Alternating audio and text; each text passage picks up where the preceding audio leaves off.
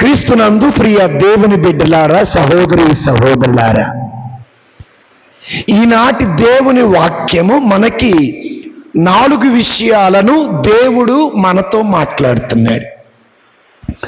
మొదటిది చీకటిలో యేసు ప్రభుని బోధ. ఎందులో బోధ? రెండవది వెలుతురులో 12 మంది అపోస్తుల బోధ. ఏంటిది రెండవది? వెలుతురులో 12 మంది అపోస్తుల బోధ. మూడవది దేవుని వాక్యమును ఎలా వినాలి, సత్య సువార్తను ఎలా వినాలి. నాలుగవది భయపడకండి. సత్య సువార్తను బోధించినప్పుడు, సత్య సువార్తను విన్నప్పుడు, సత్య సువార్త ప్రకారం జీవించినప్పుడు మీరు భయపడకండి. 4వ పదం భయపడకండి. చెప్పండి. 4 చీకటిలో యేసయ్య బోధ. రెండవది వెలుగులో అపోస్తుల బోధ. మూడవది వాక్యమును ఎలా వినాలి. 4వది భయపడకండి. ఈ 4 విషయాలు క్షుణ్ణముగా లోతుగా తెలుసుకోవటానికి ప్రయత్నించేద్దాం. మొదటిది చీకటిలో యేసు ప్రభుని బోధ. మత్తయి శుభవార్త 10వ అధ్యాయం 27వ వచనము. ప్రేమ కుమార్ చదువమ్మా. చీకటిలో నేను మీకు బోధించిన విషయాలనెల్లా మీరు వెలుతురులో బోధించండి. ఇప్పుడు చదివిన వాక్యములో 2 భాగాలు ఉన్నాయి. మొదటిది చీకటిలో యేసు ప్రభుని బోధ, వెలుతురులో దేవుని వాక్యమును బోధించండి అని యేసయ్య 12 మంది శిష్యులకి చెప్పాడు. మొదటి భాగం ఏంటంటే చీకటిలో యేసు ప్రభుని బోధ. చీకటిలో యేసు ప్రభు బోధ అంటే యేసయ్య వాక్యాన్ని చీకటిలో చెప్పాడని అర్థమా? ఆయనే వెలుగు. ఆయన చీకటి కార్యాలు ఏది చెయ్యలా. చీకటిలో యేసు ప్రభు వారు 12 మంది శిష్యులకి పరలోక రాజ్య పరమ రహస్యాలని తెలియచేశారు. ఇది మీకు అర్థం కావటం కోసం చరిత్ర చెబితే అర్థమైంది. యూదులు, యూదా మత ఆచారం ఏంటంటే ఒక గురువు గారు ఎప్పుడు కూడా ప్రార్థనలో ఉంటాడు, వాక్యమును ధ్యానం చేస్తూ ఉంటాడు. అలా వాక్యము ధ్యానము చేసే వారికి దేవుడు పరలోక రాజ్య పరమ రహస్యాలు తెలియచేస్తారు. ఈ రహస్యాలు తెలుసుకున్న గురువు గారు రహస్యంగా తన శిష్యులకి ఆ రహస్యాలని తెలియచేస్తారు. రహస్యంగా ఆ గురువు గారు శిష్యుల చెవులో తన రహస్యాలని తెలియచేస్తారు. అలాగే యేసు ప్రభు వారు గురువు గారు. ఆయనకి తండ్రి చిత్తము తెలుసు. ఆయనకి పరలోక రాజ్య పరమ రహస్యాలు బాగా తెలుసు. కాబట్టి ఆయన పరలోక రాజ్య పరమ రహస్యాలను 12 మంది శిష్యులకి సీక్రెట్గా చెప్పారు. ఇదే వాక్యం కూడా చెప్పేది. మత్తయి శుభవార్తలో 13వ అధ్యాయము 10వ వచనం చదువమ్మా. దాట్ల పావని అంతట శిష్యులు యేసు వద్దకు వచ్చి, మీరు ప్రజలకు ప్రసంగించినప్పుడు ఉపమాన రీతిగా ఉపయోగించుచున్నారేలా అని శిష్యులు యేసు ప్రభుని ప్రశ్నించిరి. అందుకు ఆయన ప్రత్యుత్తరముగా పరలోక రాజ్య పరమ రహస్యాలు తెలుసుకొనుట అనుగ్రహింపబడినది మీకే గాని వారికి కాదు. Praise the lord. మీకు అర్థమయ్యేలా చెప్తా వినండి. ఒకసారి 12 మంది అపోస్తలు యేసు ప్రభు వారిని అడిగారు. ఏమడిగారు? అయ్యా, ప్రజలకి వాక్యము బోధించినప్పుడు ఉపమానాల రీతిగా బోధిస్తున్నారు ఎందుకయ్యా అని అడిగారు. అప్పుడు యేసయ్య అన్నాడు, పరలోక రాజ్య పరమ రహస్యాలను నేను మీకు తెలియచేయాలనుకుంటున్నా. అది తండ్రి చిత్తం, అది మీ చిత్తము కాదు. అవి ప్రజలకు తెలియకూడదు అని చెప్పి ఆయన పరలోక రాజ్య పరమ రహస్యాలను 12 మంది శిష్యులకి సీక్రెట్గా చెప్పారు, చెవిలో చెప్పారు, వ్యక్తిగతంగా వాళ్ళకి మాత్రమే చెప్పారు. అయితే యేసయ్య అంటాడు, నేను మీకు సీక్రెట్గా రహస్యంగా చెప్పినవన్నీ బాహాటంగా చెప్పండి. కానీ యేసయ్య అక్కడ ఒక పదం వాడారు, చీకటిలో నేను మీకు చెప్పినవి. ఇక్కడ చీకటులు 3 రకాలు. మొదటి రకం చీకటి ఏంటంటే, పగలు సూర్యుడు ఉంటే రాత్రి సూర్యుడు ఉండడు. ఈ చీకటిని భౌతికమైన చీకటి అంటారు. రెండవది అజ్ఞానము, అవివేకమనే చీకటి. మూడవది సత్యమును కప్పిపెట్టి అసత్యములో జీవించే చీకటి. మొదటిది భౌతికమైన చీకటి, దీని గురించి మనకు అంతగా అవసరము లేదు. రెండవది అజ్ఞానము, అవివేకమనే చీకటి. అజ్ఞానము, అవివేకమనే చీకటి అంటే ఏంటి అంటే, 12 మంది శిష్యులకి నిజమైన దేవుడి గురించి వారికి తెలియదు. 12 మంది శిష్యులకి పరలోక రాజ్య పరమ రహస్యాలు తెలియవు. 12 మంది శిష్యులకి సత్యం ఏంటిదో తెలియదు. దేవుని గురించి తెలియనప్పుడు, సత్యం ఏంటో తెలియనప్పుడు, పరలోక రాజ్య పరమ రహస్యాలు తెలియనప్పుడు వాళ్ళు జీవించే జీవితం చీకటి జీవితం. ఇప్పుడు శిష్యులు చీకటిలో ఉన్నట్లా, వెలుగులో ఉన్నట్లా? చీకటిలో ఉన్నారు. కాబట్టి యేసు ప్రభు వారు పరలోక రాజ్య పరమ రహస్యాలను వాళ్ళకి తెలియచేసి వాళ్ళని వెలుగులోకి నడిపించారు. Praise the lord. ఇక్కడ నేను మీ అందరికీ ఒక సత్యం చెబుతా, వినండి జాగ్రత్తగా. మన ఇళ్లల్లో భార్య ఉంది, భర్త ఉన్నాడు, కుమారులు ఉన్నారు, కుమార్తెలు ఉన్నారు, మనవళ్ళు మనవరాళ్ళు కూడా ఉన్నారు. అయితే ఎవరిలో అయితే దైవ జ్ఞానము లేదో, ఎవరిలో అయితే దైవ భయము లేదో, ఎవరిలో అయితే దైవ భక్తి లేదో, వాళ్ళు జీవించే జీవితం చీకటిమయమైన జీవితమే. చీకటిలో బ్రతికేవారు అడుగడుగున భయపడుతూనే ఉంటారు. చీకటిలో బ్రతికే వారికి ఎటువైపు వెళ్ళాలో, ఎక్కడికి వెళ్ళాలో, ఏం చెయ్యాలో దిక్కు తోచని పరిస్థితుల్లో ఉంటారు. కాబట్టి దేవుని బిడ్డలారా, ఈ రోజున నీ భర్త దైవ భయం లేకుండా, దైవ జ్ఞానం లేకుండా, దేవుని మీద విశ్వాసం లేకుండా ఉంటే నీ బ్రతుకు ఒక చీకటిమయం. ఈ రోజున నీ భార్య ప్రార్థన లేక, వాక్యము లేక, దేవుడు లేక, దైవ భయం లేకుండా బ్రతికి ఉంటే నీ ఇల్లు, నీ కుటుంబం, నీ బ్రతుకు, నీ సంఘం చీకటిమయమే. చీకటి ఎక్కడైతే ఉంటుందో అక్కడ సాతానుగాడు ఉంటాడు. ఎక్కడైతే సాతానుడు ఉంటాడో సంతోషం ఉండదు, శాంతి ఉండదు, సమాధానం ఉండదు, ఆనందం ఉండదు, ఆశీర్వాదం ఉండదు, ఐక్యత ఉండదు, ఎదుగుదల ఉండదు. మన బ్రతుకు ప్రతిరోజు కన్నీటి గాథ అవుతుంది. మన దిండు కన్నీటితో తడిసిపోతుంది. అందుకే మన బ్రతుకుని దేవుడు వెలుగు అనే వాక్యముతో నింపును గాక.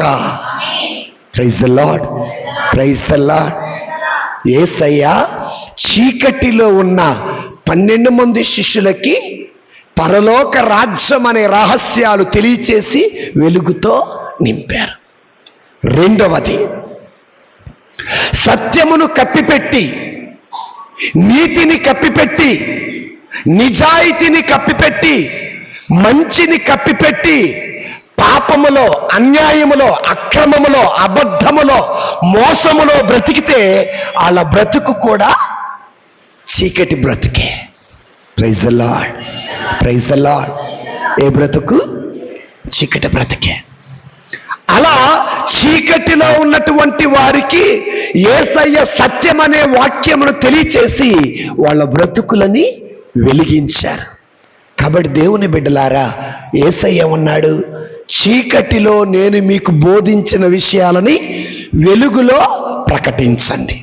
ఇప్పుడు నాదో ప్రశ్న, యేసయ్య అంటే చీకటిలో ఉన్న 12 మంది అపోస్తులకి బోధించాడు, మరి మనకెలా బోధిస్తాడు ఆయన? వాక్యము. ఓకే, 2 గుర్తుపెట్టుకోండి. పరలోక రాజ్య పరమ రహస్యాలు నీకు తెలియాలన్నా, దైవ దర్శనము నీకు కలగాలి అన్నా, నీ జీవితంలో జరగబోయే ముందుగానే దేవుడు నీకు తెలియచేయాలి అంటే 2 కార్యాలు మనం చేయాలి. మొదటి కార్యము రహస్యంగా ప్రార్థన చేయాలి.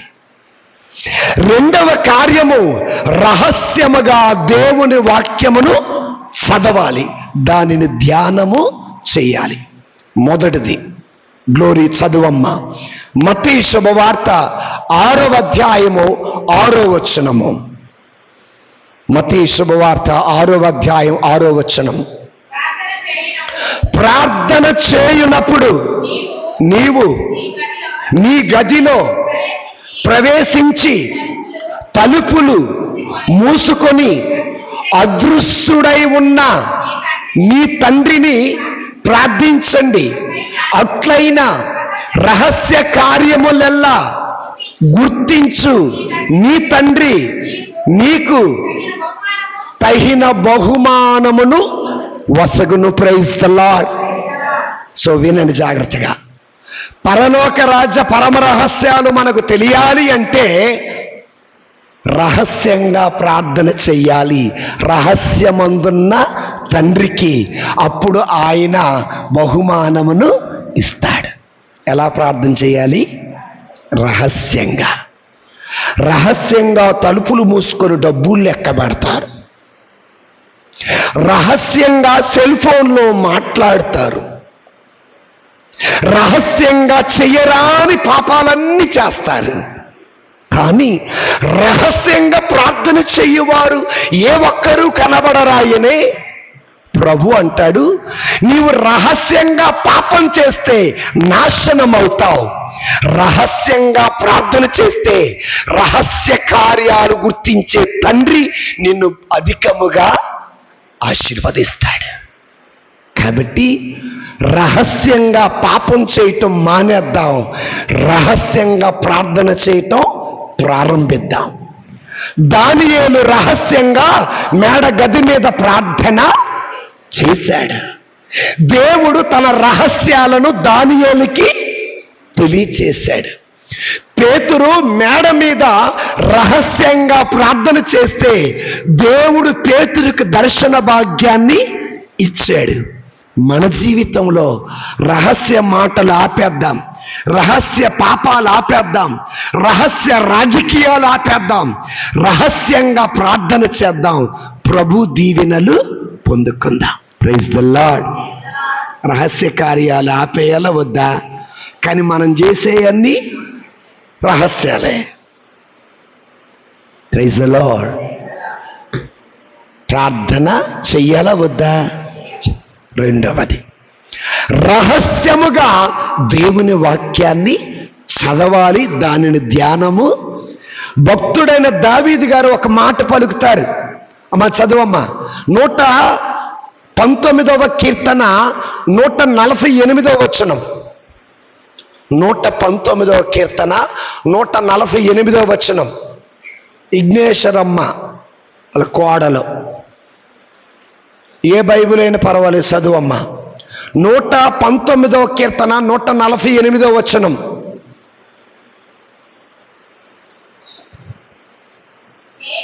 నేను రేయల్లా మేల్కొని ఉండి నీ వాక్యములను ధ్యానం చేసుకుంటూ ఉంటాను. Praise the lord. దావీదు గారు ఏమంటున్నారు తెలుసా? ఓ దేవా, నీ వాక్యమును నా హృదయములో పదిలపరుచుకుంటానన్నాడు. అన్నాడా లేదా? ఆ తర్వాత అంటాడు, దేవా, రాత్రిపూట అంతా కూడా నేను నీ వాక్యమును ధ్యానం చేస్తూ పడుకుంటానయ్యా అన్నాడు. అదే మాట 1వ కీర్తన 2వ వచనం చూడండి. 1వ కీర్తన 2వ వచనం.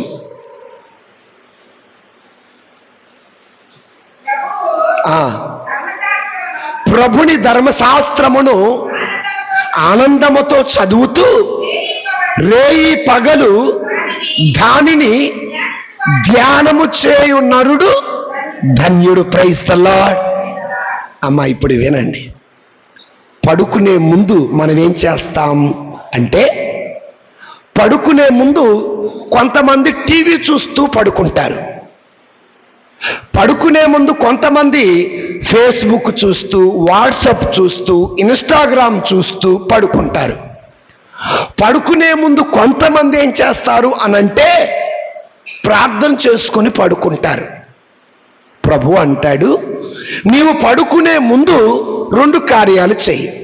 మొదటిది వాక్యమును చదువు. రెండవది ప్రార్థన చెయ్యి. ఏమని ప్రార్థన చెయ్యాలి? ప్రభువా, నేను చదివిన ఈ వాక్యమును ధ్యానము చేసుకుంటూ పడుకుంటా. నేను ధ్యానం చేసుకుంటూ పడుకునే క్రమములో ఆ వాక్యములో లోతైన విషయాలు నాకు తెలియచేయ్యా అని మనం దేవుణ్ణి అడగాలి. అప్పుడు దేవుడు మనకి పరలోక రాజ్య పరమ రహస్యాలు తెలియచేస్తాడు. దావీదుకు అలాగే తెలియచేశాడు. ఏమని తెలియచేశాడు? ఎముకలలో ఒకటైనను విరగగొట్టబడదు అనేది ప్రవచనం. ఈ ప్రవచనం దేవుడు ఎవరి గురించి? ప్రభు అయిన యేసయ్య గురించి. ఈ విషయం దేవుడు ఎవరికి తెలియచేశాడు? దావీదుకు తెలియచేశాడు. దావీదుకి ఎందుకు తెలియచేశాడు? దావీదు రేయి దేవుని వాక్యమును ధ్యానం చేస్తూ చదువుతూ నిద్రపోయాడు కాబట్టి పరలోక రాజ్య పరమ రహస్యాలు ఆయనకి తెలియచేశాడు. Praise the lord. దానియేలు దేవుని వాక్యమును ధ్యానం చేస్తూ నిద్రపోయాడు కాబట్టి నెబుకద్నెజర్ రాజు పతనాన్ని దేవుడు ముందుగానే తెలియచేశాడు. కాబట్టి బిడ్డలారా, నీ కుటుంబములో నీకేం జరగబోతుందో, నీకేం జరుగుతుందో ముందుగానే నీకు దేవుడు తెలియచేయాలంటే పడుకునే ముందు టీవీ చూడకండి, పడుకునే ముందు సెల్ ఫోన్ చూడకండి, పడుకునే ముందు రోడ్డు మీదకి ఎక్కి ముచ్చట్లు చెప్పుకొని పడుకోకాకండి. పడుకునే ముందు వాక్యమును చదవండి, ప్రార్థన చెయ్యండి, చదివిన వాక్యాన్ని ధ్యానం చేస్తూ పడుకోండి. అప్పుడు దేవుడు పరమ రహస్యాలు తెలియచేస్తాడు. Praise the lord. నేను ప్రతిదినం ప్రతిరోజు పడుకునే ముందు చేసే కార్యాలు 2. మొదటిది 91వ కీర్తన ప్రతిరోజు చదువుకుంటా. ఎన్నో కీర్తన? 91వ కీర్తన. మీరు కూడా దానిని చదువుకోవటానికి ప్రయత్నం చేయండి. ఎన్నో కీర్తన? 91వ కీర్తన. బాగుంటుంది ఆ కీర్తన.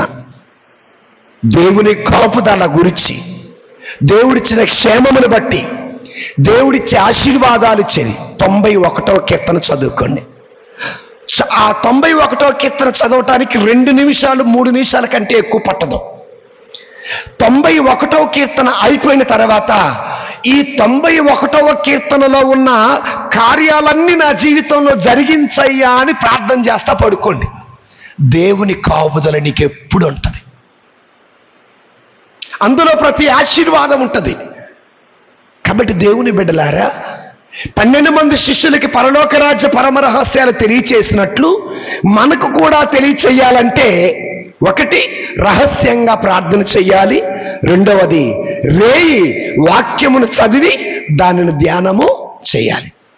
మన బ్రతుకు ఎంత దౌర్భాగ్యపు స్థితి అంటే, ఆదివారం ప్రార్థన చేస్తే మరలా ఆదివారం వరకు ప్రార్థన చేయని క్రైస్తవులు మన మధ్యలో లేరా? చేయని వాళ్ళు చాలా మంది ఉన్నారు.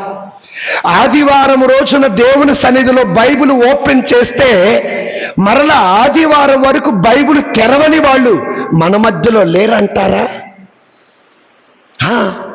అంటే వారానికి ఒక్కసారి ప్రార్థన, వారానికి నీ ఒక్కసారి బైబిల్ చదివితే పరలోక రాజ్య పరమ రహస్యాలు నీకు తెలియచేయబడవు. కొంతమంది అయితే ఆ వారం గుడికి రావటం కూడా చాలా కష్టం. కొంతమందిని అడుగుతుంటే తిట్టుకుంటా కష్టమైన భారమైన దేవుడి సన్నిధికి వస్తున్నారు. Praise the lord.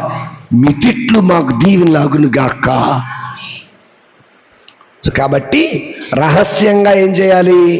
పాపం చేయాలి. రహస్యంగా రాజకీయాలు, అంతేనా? ఏం చేయాలా? రహస్యంగా ప్రార్థన చేయాలి, రహస్యంగా వాక్యమును చదివి రహస్యంగా ధ్యానము చేయాలి. అప్పుడు పరలోక రాజ్య పరమ రహస్యాలు మనకి తెలియచేయబడతాయి. ఇది మొదటిది. రెండవది యేసయ్య అన్నాడు, నేను మీకు చీకటిలో బోధించింది ఎక్కడ బోధించాలా? వెలుగులో బోధించాలా. ఎందులో బోధించాలి? వెలుగులో బోధించటం అంటే ఏంటి? వెలుగులో బోధించటం అంటే ఏంటిది? ఇక్కడ వెలుగు అంటే ఏంటి? దేవుని వాక్యమే వెలుగు. దావీదు గారు ఏమంటారు? నీ వాక్యము నా పాదములకు దీపమై ఉన్నది అన్నాడు. అంటే దావీదు గారు ఎందులో ఉన్నట్టు? వెలుగులో ఉన్నట్లు. అవునా కాదా? యేసయ్య ఏమంటాడు? లోకమునకు వెలుగును నేనే, నన్ను అనుసరించువాడు మల్లేశ్వరి పడిపోయింది అంటా నేను. Praise the lord. లోకమునకు వెలుగును నేనే, నన్ను అనుసరించువాడు అంధకారమును నడవక జీవ వెలుగును పొందుకుంటాడు. వెలుగులో బోధించటం అంటే వాక్యములో ఉంటూ వాక్యానుసారం జీవిస్తూ దేవుని వాక్యమును పొందుకొని ఆ వాక్యములో బోధించటమే వెలుగులో బోధించటం అంటే. Praise the lord. Praise the Lord. Yesayya ఏమన్నాడు? వెలుగులో బోధించండి అన్నారు. Praise the Lord. దేవునిలో ఉంటూ వాక్యములో ఉంటూ బోధించటం. అయితే ఇక్కడ ఒక విషయాలు గమనించండి జాగ్రత్తగా. ఈ రోజుల్లో సేవకులు ఎక్కువయ్యారా తక్కువయ్యారా? ఎక్కువయ్యారు. ఈ రోజుల్లో సేవకులు ఎక్కువయ్యారు. అయితే ఎవరు నిజమైన సేవకులు? ఆ సేవకులు ఎలాంటి గుణగణాలు ఉండాలి? వెలుగులో వాక్యమును బోధించే సేవకులు ఎవరు అనుకుందాం. వారికి 5 గుణగణాలు ఉండాలి. ఎన్ని గుణగణాలు? 5. మొదటిది, తాను వాక్యములో జీవిస్తూ సంఘాన్ని వాక్యములో బోధించటం. సంఘానికి మొదటిది. రెండవది, అధికారముతోటి వాక్యమును బోధించటం.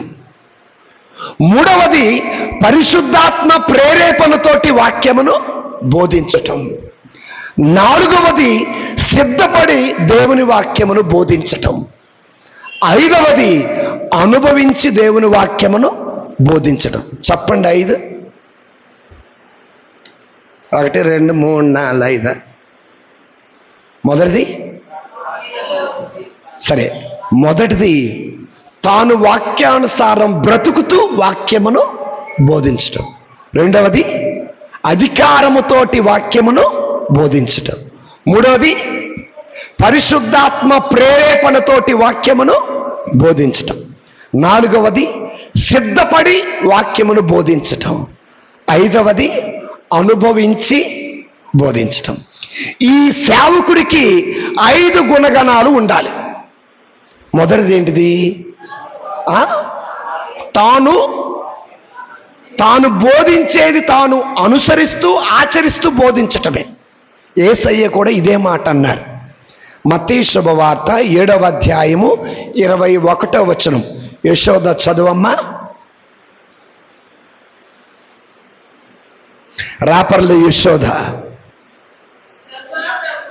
ప్రభువా ప్రభువా అని నన్ను సంబోధించు ప్రతివాడు పరలోక రాజ్యమున ప్రవేశింపడు, కానీ పరలోక మందలి నా తండ్రి చిత్తానుసారముగా వర్తించువాడే పరలోక రాజ్యమున.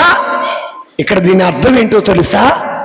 ప్రభువా ప్రభువా ప్రభువా అనే ప్రతి ఒక్కడు పరలోకానికి దేవుడా దేవుడా దేవుడా అని దేవుడు మాటలు చెప్పుకుంటూ, యేసయ్య నామం చెప్పుకుంటూ, యేసయ్య నామమును జపించేవాడు పరలోకానికి వెళ్ళడట. ఎక్కడికి వెళ్తాడట తెలియదు, కానీ దేవుని చిత్త ప్రకారము నడిచేవాడే పరలోకానికి వెళతాడు. అందుకే నేనేమంటానంటే, వాక్యము బోధించువాడు గొప్పవాడు కాదు, వాక్యానుసారం జీవిస్తూ ఆ వాక్యమును బోధించుట వల్ల సంఘము బలపడుతుంది, సంఘము ఎదుగుతుంది, సంఘము దీవెనకరంగా మారుతుంది. Praise the lord, praise the Lord. ఈనాడు మనకు ఎలాంటి సేవకులు కావాలంటే, వాక్యానుసారం జీవిస్తూ వాక్యమును బోధించేవాళ్ళు మనకి కావాలే కానీ, వాక్య బోధన ఒకటి, చేసే కార్యము మరి ఒకటి అయినప్పుడు సంఘము పేరుకు గొప్పగా ఉంటది కానీ సంఘములో ఆత్మీయ బలం అనేది ఉండదు, ఆత్మీయమైన ఎదుగుదల ఉండదు, ఆత్మీయమైన ఆశీర్వాదం ఉండదు. దీనిని మన జీవితాలకు అన్వయించుకుందాం. ఏజ్ ద ఎమ్మా, praise the lord, praise the Lord. ఏజ్ ద ఎమ్మ అంటే నువ్వు కాదు, మరొక యేసు దయ్యం. కళ్ళు తెరిస్తే కనపడతా, కళ్ళు మూస్తే వినబడతా. Praise the lord. ఇప్పుడు ఎక్కడున్నావు? ఈ రోజున నీ కుటుంబం అనేది ఎందుకు బలహీనంగా ఉంది? ప్రార్థనలో ఎందుకు బలహీనంగా ఉంది? దేవునిలో ఎందుకు బలహీనంగా ఉంది? ఆర్థికంగా ఎందుకు బలహీనతంగా ఉంది? ఆరోగ్యంగా ఎందుకు బలహీనంగా ఉంది చెప్పనా? యజమానుడు సరిగా లేడు కాబట్టి. సేవకుడు చెప్పింది చేస్తే సంఘము బలపడుతుంది. తండ్రి తాను చేసేది బిడ్డలకు చెబితే, తండ్రి తాను చేసేది భార్యకు చెబితే ఆ కుటుంబము బలంగా ఉంటుంది. తండ్రి తాగకుండా, తండ్రి తిరగకుండా, తండ్రి పేకాట ఆడకుండా, తండ్రి గంజాయి తాగకుండా, తండ్రి వెధవ వేషాలు వెయ్యకుండా బిడ్డలను చెయ్యగాకండి, భార్యను చెయ్యగాకంటే ఆ బిడ్డలు చెయ్యరు, ఆ భార్య కూడా చెయ్యదు. ఆ ఇల్లు ఎలా ఉంటుంది? బలంగా ఉంటుంది. తండ్రి తాగుతూ ఉన్నప్పుడు కుమారుడిని తాగొద్దంటే వాడు అంటాడు, ముందు నువ్వు తాగకుండా ఉండు. తండ్రి పేకాట ఆడుతూ నువ్వు ఆడొద్దంటే ఆ కొడుకు ఆడకుండా ఉండడు. ఎందుకు ఈ మాటలు పలుకుతున్నానంటే, కుటుంబము బలంగా ఉండాలంటే, కుటుంబము దీవెనకరంగా ఉండాలంటే, కుటుంబము ఆశీర్వాదంగా ఉండాలంటే ఇంట్లో తండ్రి తాను చెప్పేది ఒకటి, చేసేది మరొకటై ఉండకూడదు. తాను ఏదైతే చెబుతాడో దానినే చేయాలి. ఇక తల్లి బైబిల్ పట్టుకొని ప్రార్థనకు వస్తే సరిపోదు, జపమాల పట్టుకొని జపమాలను జపిస్తే సరిపోదు. నువ్వు ఏదైతే చెబుతావో దానిని నువ్వు ఇంటికి వెళ్ళినప్పుడు నీ భర్తకు సాక్షిగా నువ్వు ఉండాలా, నీ భార్యకు సాక్షిగా ఉండాలా, నీ బిడ్డలకు సాక్షిగా ఉన్నప్పుడు నిన్ను చూసిన నీ భర్త, నిన్ను చూసిన నీ బిడ్డలు ఆ మార్గములోనే నడుస్తాడు. భర్త అంటాడు, నా భార్య ప్రార్థనకి వెళ్ళేది ఒకటి, చేసేది మరి ఒకటైనప్పుడు ఆ భర్తకు మారు మనస్సు రాదు. నా తల్లి చేసే ప్రార్థన ఒకటి, వినే వాక్యము ఒకటి, ప్రవర్తన మరొకటైనప్పుడు ఆ బిడ్డలు కూడా మారు మనస్సు పొందరు. ఆ ఇల్లు ఒక నరకములాగే ఉంటది. పైకి అందంగా, పైకి శుభ్రంగా, పైకి బలంగా ఉన్న అనుభవించే మానసికమైన క్షోభ మరెవరికి అర్థము కాదు, అది వాళ్ళకే అర్థమవుతుంది. కాబట్టి ప్రియ దైవ సంఘమా వినండి, సంఘము బలపడాలంటే సేవకుడు తాను వాక్యానుసారం బ్రతుకుతూ బోధించాలి. కుటుంబము బలపడాలంటే తండ్రి తల్లి ఇద్దరు వాక్యములో బ్రతుకుతూ సాక్షిగా జీవించినప్పుడు ఆ కుటుంబము బలపడుతుంది. Praise the lord. ఇది మొదటిది. రెండవది అధికారం. ఏంటిది? అధికారం. ఏ సేవకుడైనా దేవుని వాక్యమును అధికారముతోనే బోధించాలి, సొంత నిర్ణయాలతో కాదు. ఇదే యేసయ్య కూడా చెప్పాడు. మత్తయి శుభవార్త 28వ అధ్యాయము 18వ వచనం దీవెన. మత్తయి శుభవార్త 28:18. యేసు వారి దగ్గరకు వచ్చి వారితో, ఇహపరములందు నాకు సర్వాధికారం ఇవ్వబడినది కనుక మీరు వెళ్ళి సకల జాతి జనులకు పితా పుత్ర పవిత్రాత్మ నామమున జ్ఞానస్థానం వసుగుచు వారిని నా శిష్యులను చేయండి. యేసు ప్రభు వారికి తండ్రి దేవుడు అధికారం ఇస్తే యేసు ప్రభు వారు తన అధికారాన్ని 12 మంది శిష్యులకి ఇస్తున్నారు. ఇది మాకు కనపడింది. మార్కు శుభవార్త 16వ అధ్యాయము 16వ వచనం చదువమ్మా శృతి. మార్కు శుభవార్త 16వ అధ్యాయం 16వ వచనం జమ్మల మడుగు శృతి.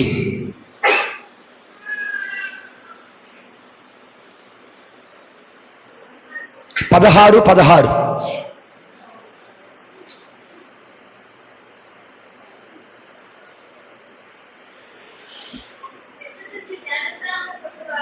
పదిహేను చదవమ్మా.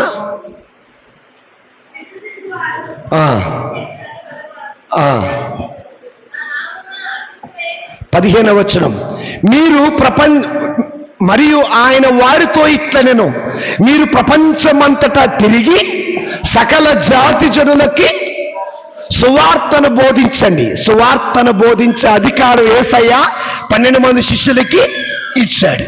ఇంకొకటి చూద్దాం. మత్తయి శుభవార్త 10వ అధ్యాయము జూపల్లి మరియమ్మ. మత్తయి శుభవార్త 10వ అధ్యాయం 7వ వచనం.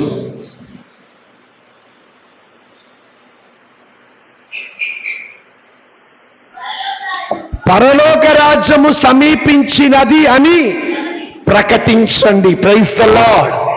యేసయ్య అధికారం ఇచ్చాడా లేదా? అయితే ఇక్కడ ఒక విషయం గమనించండి.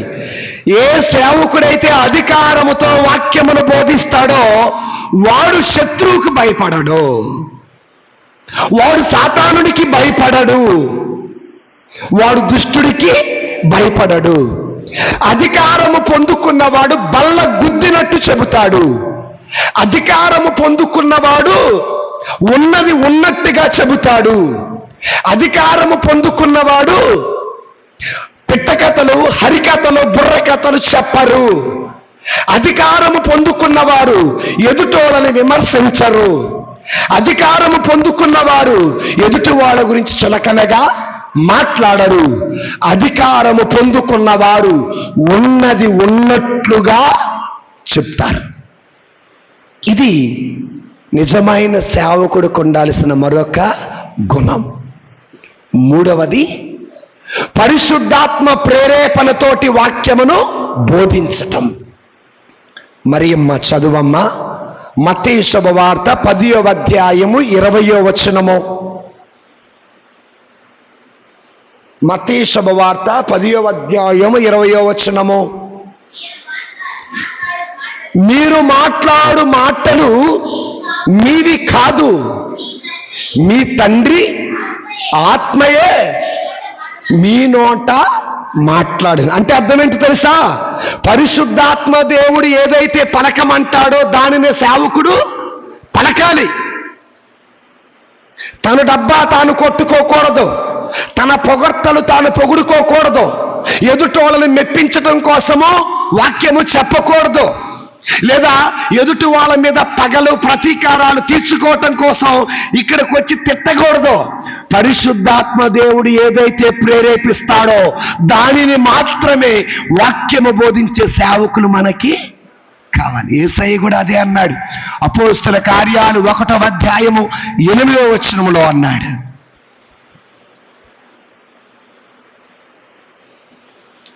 అపోస్తల కార్యాలు 1వ అధ్యాయం 8వ వచనం. అయినను పవిత్రాత్మ మీ మీదకు వచ్చినప్పుడు మీరు శక్తిని పొందుతారు. పవిత్రాత్మ మీపైకి వచ్చినప్పుడు మీరు ఆ శక్తిని పొందుదురు. కనుక మీరు యెరూషలేములోను యూదయ సమరయ సీమల యందంతటా భూదిగంతాల వరకు నాకు సాక్షులుగా ఉండండి. ప్రభు అన్నాడు, పరిశుద్ధాత్మ మీపైకి వస్తుంది, మీరు పరిశుద్ధాత్మ శక్తిని పొందుతారు. పరిశుద్ధాత్మ శక్తిని పొందుకున్న తర్వాత భూదిగంతాల వరకు మాకు సాక్షులుగా ఉండండి.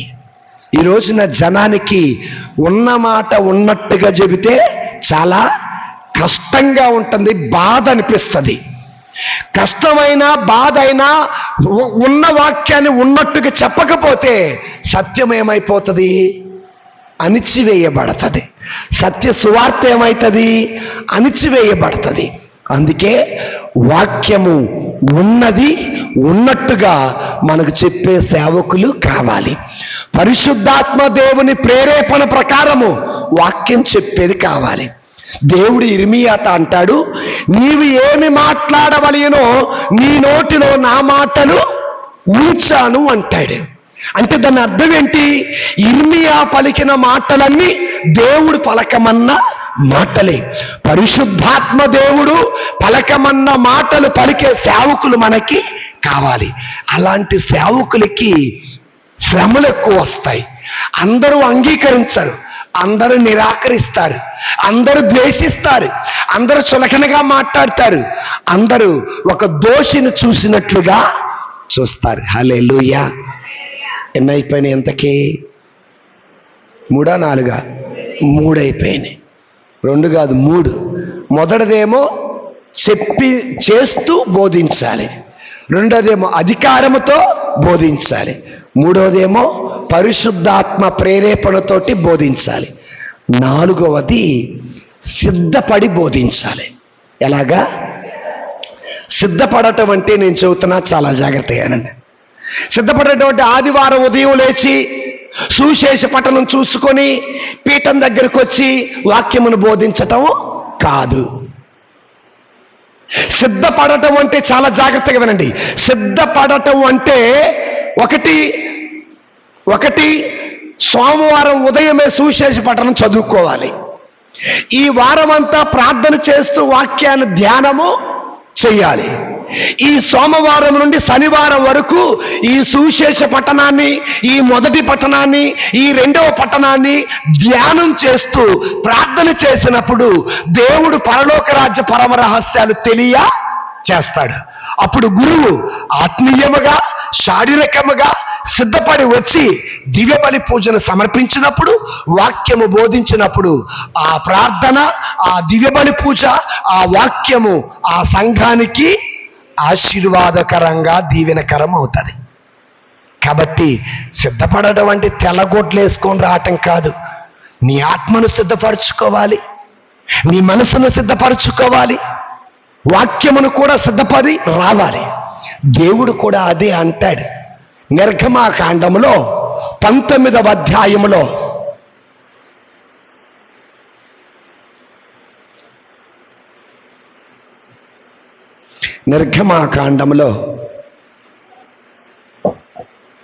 చూసారా, 19వ అధ్యాయములో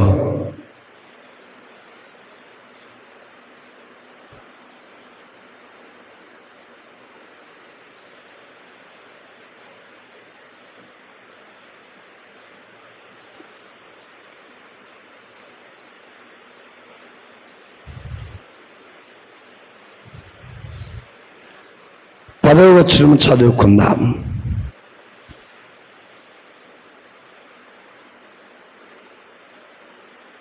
పదవ వచనం నుండి ఎవరు చదివేది?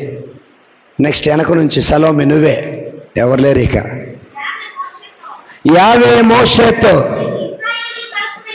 ఇజ్రాయేలు కడకు వెళ్ళి నేడు రేపు వారిని శుద్ధిపరచుము,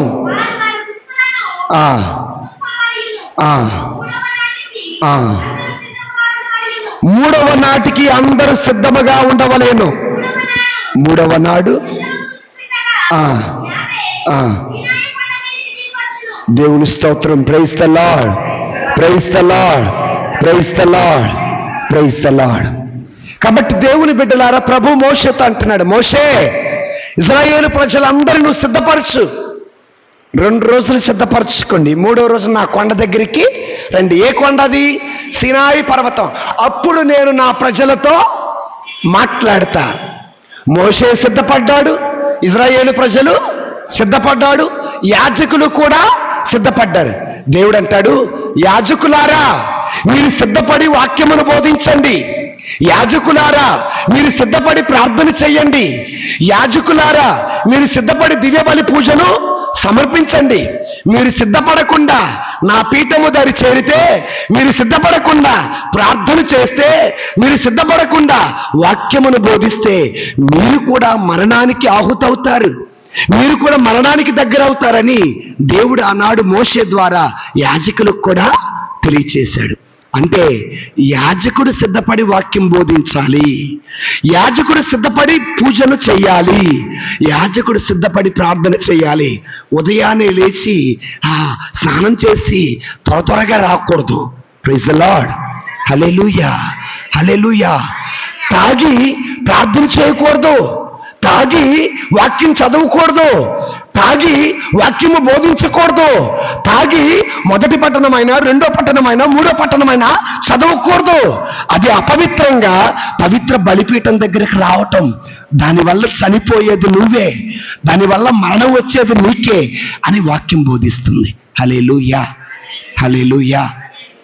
ఇక 4వది ఏంటిది? 5వది అనుభవించి వాక్యమును బోధించాలి. ఏమనుభవించాలి? అనుభవం గురించి చెప్తాను. అపోస్తుల కార్యాలు 4వ అధ్యాయం 20వ వచనం. అపోస్తుల కార్యాలు 4వ అధ్యాయం 20వ వచనం.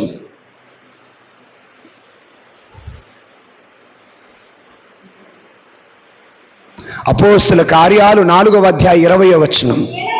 ఎలయనా మేము మా కనులారా చూసిన దానిని గూర్చి, చెవులారా వినిన దానిని గూర్చి మాట్లాడకుండా ఉండలేదు. చాలమ్మా. ఏమన్నారు?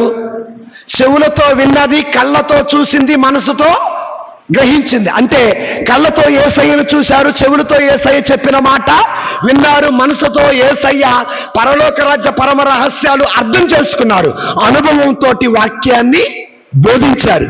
ఈ రోజున యేసయ్యను మన కళ్ళతో చూడాలి, దివ్య సప్రసాదములో యేసయ్యను కళ్ళతో చూడాలి, వాక్యములో యేసయ్యను కళ్ళతో చూడాలి, మన చుట్టూరు ఉన్నటువంటి మన తోటి సహోదరి సహోదరులు. చెవులతో వినాలి, మంచి మాత్రమే. చెవులతో వినాలి దేవుని వాక్యమును, చెవులతో వినాలి దేవుని సత్య సువార్తను, అర్థం చేసుకోవటానికి ప్రయత్నము చెయ్యాలి. అంటే దేవుని వాక్యమును గుండెల్లో పెట్టుకొని ధ్యానము చెయ్యాలి. అలా ధ్యానం చేస్తే దేవుడు మనకు ఒక అనుభూతి ఇస్తాడు. దావీదు అనుభవించాడు కాబట్టే వాక్యాన్ని దేంతో పోల్చాడు? తేనె కంటే తీయనైనది అన్నాడా లేదా? పేతురు గారు అనుభవించాడు కాబట్టే వాక్యాన్ని దేంతో పోల్చాడు? పాలతో పోల్చాడు. యెషయా ప్రవక్త ఆయన సన్నిధిని అనుభవించాడు కాబట్టే వాక్యాన్ని దేంతో పోల్చాడు? మంచుతో, నీటితో పోల్చాడు. కాబట్టి దేవుని బిడ్డలారా, అనుభవిస్తేనే అది పంచగలం, అనుభవం లేకుండా పంచలేం.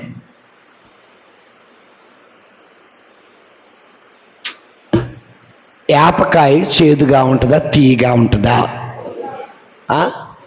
చేదుగా ఉంటుంది. బెల్లం తీయగా ఉంటుందా, చేదుగా ఉంటుందా? చింతపండు పుల్లగా ఉంటుందా, చేదుగా ఉంటుందా? చెప్పండి గట్టిగా. మందు ఎట్లా ఉంటుంది? తెలియదు. ఓకే, అవన్నీ ఎలా ఉంటాయో తెలిసినప్పుడు ఇది ఎలా ఉంటుందో తెలియదు. నెక్స్ట్, దేవుడు ఎలా ఉంటాడు? ఎవరు చెప్పలేకపోయారు. ఆత్మ. బైబిల్లో వద్దు, సొంతగా ఏదన్నా ఉంటే చెప్పు, నీ సొంత అనుభవం ప్రకారం చెప్పు. బైబిల్లో ఆయన వెలుగు, ఈయన దీపం, ఆయన ఆత్మ, ఈ చెప్పగాక అయ్యని దావీదు గారి అనుభవం, పేతురు, నీ అనుభవం ఏంటి? చూశారా, ఎవరు కూడా చెప్పలేకపోయారు. అంటే కళ్ళతో ఏదో చదువుతున్నామా, దేవునికి భయపడి బ్రతకాలి, అది నీ అనుభవం. Very good. మరి దేవుడితో నీకున్న అనుభవాన్ని చెప్పలేనప్పుడు మనం ఎలా క్రైస్తవులు అవుతాం? అంటే ఆయనకి నీకు అనుభూతి, నీ భర్త ఎలాంటోడు తెలుసు, నీ కొడుకు ఎలాంటోడు తెలుసు, నీ కూతురు ఎలాంటిదో తెలుసు, నీ అత్త ఎలాంటిదో తెలుసు, చివరికి ఫాదర్ గారు ఎలాంటోడు తెలుసు. కానీ దేవుడు ఎలాంటోడు మీకు తెలియదంటే అనుభవించాల. గుళ్ళోకి వస్తున్నారు, బైబిల్ పట్టుకున్నారు, ప్రార్థన చేస్తే ఇంటికి పోతున్నారు, అంతే. అనుభవిస్తేనే దేవుని గురించి చెబుతావు, అనుభవించకుండా చెప్పగలవా? ఎండకి ఒళ్ళు మాడిద్దా లేదా, వానకు చల్లబడిద్దా లేదా, చీకట్లో భయం వేసిద్దా లేదా, వెలుగులో ధైర్యం ఉంటుందా లేదా? మరి ఇన్ని చెప్పిన మీరు దేవుడు ఎలాంటి చెప్పరేంది? అనుభవించాలా. Praise the Lord. అందుకే సేవకుడికి ఉండాల్సిన ఇంకో గుణం ఏంటి? అనుభవం ఉండాలి. ఎవరితో? దేవునితో ఆ సంబంధం ఉండాలి. అప్పుడు మాత్రమే. Praise the lord. 2 అయిపోయినాయి, ఇక 2 ఉన్నాయి. ఇవి 1 గంట అయితే సమ్మయ్య. 3వది ఏంటిది? వాక్యమును ఎలా వినాలి. వినండి జాగ్రత్తగా. వాక్యమును ఎలా, మీకేనమ్మో వినండి అమ్మ, వినండి. వాక్యమును ఎలా వినాలంటే సిద్ధపడి వినాలి. ఎలా వినాలి? దేవుడేమన్నాడు? మోషే, ఇశ్రాయేలు ప్రజలందరినీ నా కొండ దగ్గరికి రమ్మను. ఎన్నో రోజు? 3వ రోజు.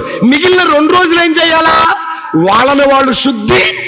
అంటే దేవుడు నీతో ఆదివారం రోజున మాట్లాడాలంటే నిన్ను నీవు శుద్ధి చేసుకొని ఇక్కడికి రావాలి.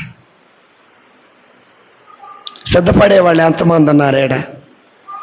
ఆదివారం పూజ, ఫాదర్ గారు 9:30కే వస్తారు, నేను 9:30 కల్లా గుళ్ళో ఉండాలంటే నా పనులన్నీ 9 ముగించుకోవాలి అని ముందుగా ప్లాన్ చేసుకొని పడుకుంటారా?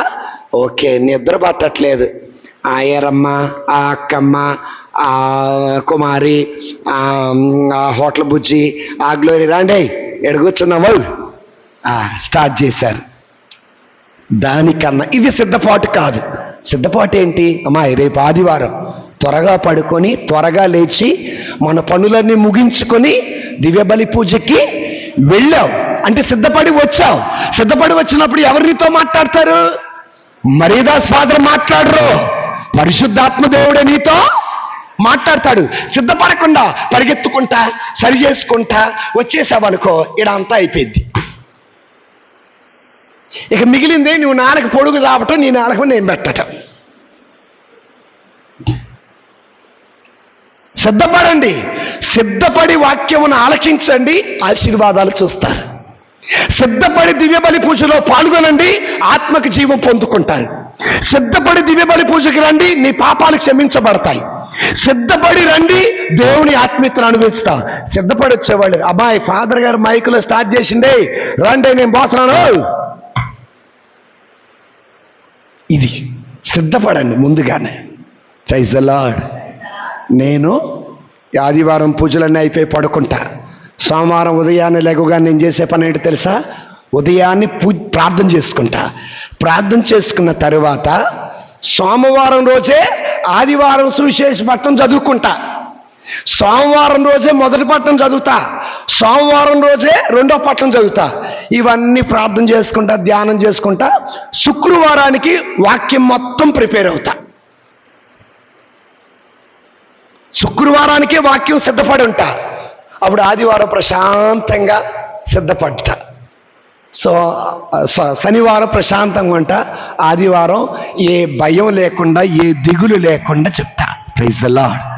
అందుకే సిద్ధపడి వాక్యాన్ని వినాలి. వినేం చెయ్యాలా? దులుపుకొని పోవాలా. యాకోబు గారు రాసిన లేఖ 1వ అధ్యాయము 22వ వచనం. యాకోబు గారు రాసిన లేఖ 1వ అధ్యాయం 22వ వచనము.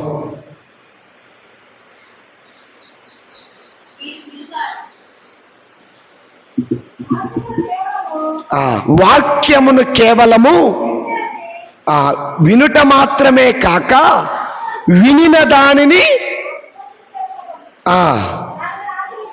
ఆత్మవంచన చేసుకుని దానిని ఆచరించండి.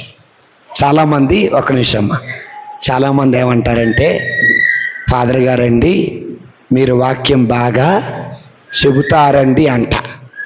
నా దగ్గరికి ఎవరైతే వచ్చి వాక్యం బాగా చెబుతారని నేనంటానంటే, అమ్మ వాక్యము బాగుంది అని నాతో చెప్పే కన్నా బాగుంటే బాగుపడి చూపించమ్మా అంట.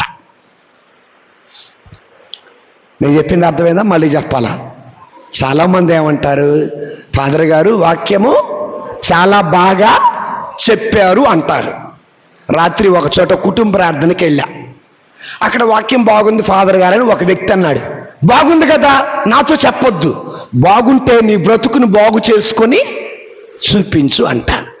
కాబట్టి చికెన్ తిన్నా, మటన్ తిన్నా, పచ్చడన్నం తిన్నా కూడా వాక్యము బాగుంటే మార్పు నీలో రావాలా, నీ ప్రవర్తనలో మార్పు రావాలా, నీ మాటలో మార్పు రావాలా, నీ బుద్ధి మారాలా, నీ ఆలోచన, అప్పుడే బ్రతుకు బాగుపడింది.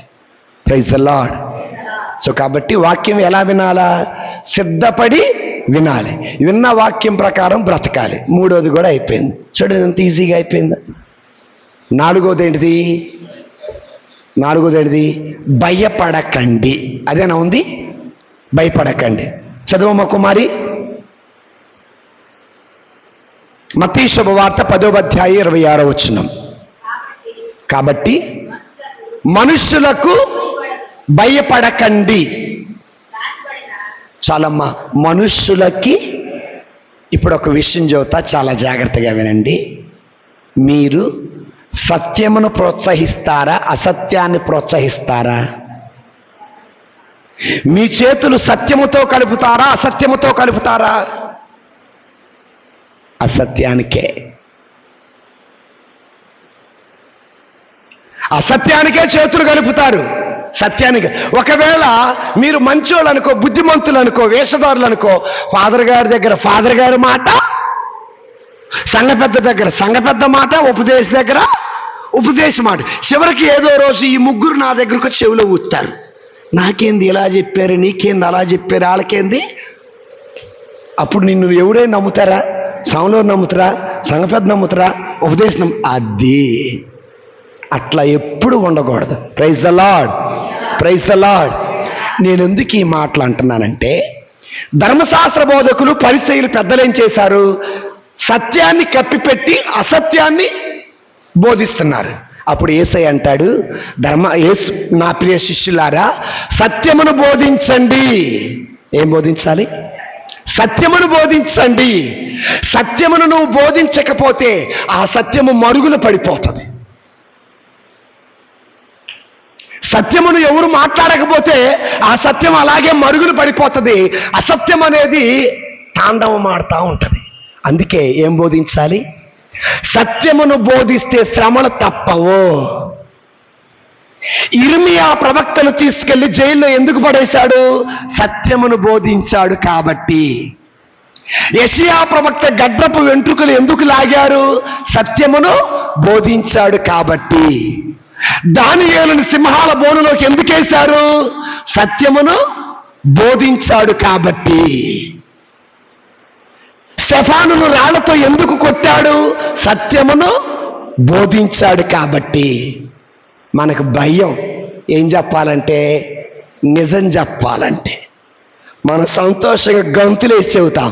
ఏం చెప్పాలంటే అబద్ధం చెప్పటానికి ఆలోచించము, నిజం చెప్పటానికి 100 సార్లు వాళ్ళేమనుకుంటారు, వీళ్ళేమనుకుంటారు, అదేమవుతుందో ఇదేమవుతుందో అంటారు. Praise the lord, praise the lord. అయితే దేవుడు అంటాడు, సత్యమును నువ్వు మాట్లాడితే భయపడొద్దు అని ఎందుకన్నాడంటే, అవి నేను వివరించలే, టైం లేదు కాబట్టి చెబుతా వినండి. కొంచెం లోతుగా నేను ఆలోచించాను వాటి గురించి. వినండి జాగ్రత్తగా. యేసు ప్రభు వారు సత్యమును బోధించటానికి భయపడొద్దు అని ఎందుకన్నాడంటే, సత్యమును నువ్వు బోధిస్తున్నప్పుడు శత్రువులు సత్యాన్ని అణిచివేయలేరు. ఇది మొదటిది. రహస్యంగా ఉంచాలనుకున్న సత్యాన్ని ఎవడు రహస్యంగా ఉంచలేరు కాబట్టి బోధించండి. శత్రువులు దేహాన్ని నాశనం చేస్తారు, ఆత్మను నాశనం చేయలేరు. కాబట్టి సత్య సువార్తను మాత్రమే బోధించండి. నరులకు భయపడకండి, దేవునికి భయపడే బిడ్డలు సత్య సువార్త మాత్రమే చేస్తారు. 5వది, దేవుని కాపుదల నీకు ఉంటుంది కాబట్టి సత్య సువార్త మాత్రమే బోధించాలి.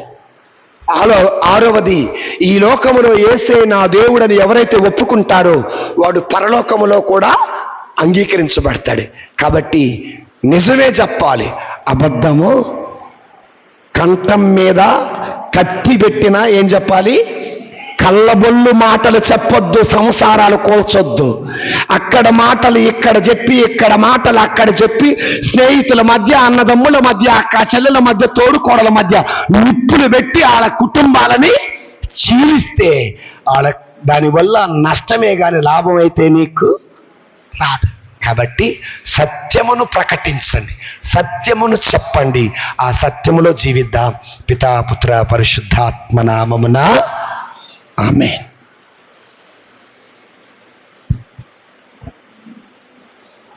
విశ్వాస